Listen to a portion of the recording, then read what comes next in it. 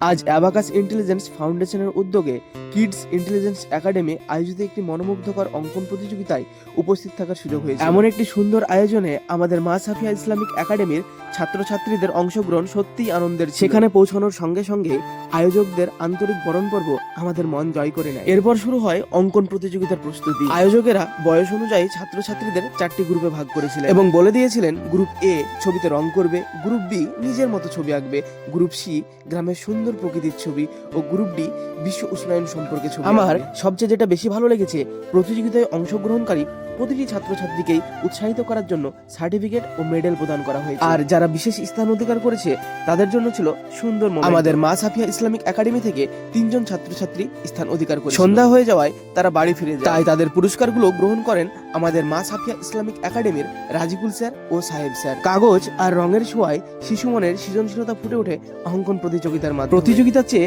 অংশগ্রহণই এখানে সবচেয়ে বড় সাফল্য। সত্যি বলতে গেলে এই অঙ্কন প্রতিযোগিতার আয়োজনটি ছিল অত্যন্ত সুন্দর ও প্রশংসার। সারাদিন সুন্দর মুহূর্ত কাটানোর পর সন্ধ্যার সময় বাড়ির দিকে রওনা হলাম। সবাই সুস্থ থাকবেন, ভালো থাকবেন, বাই।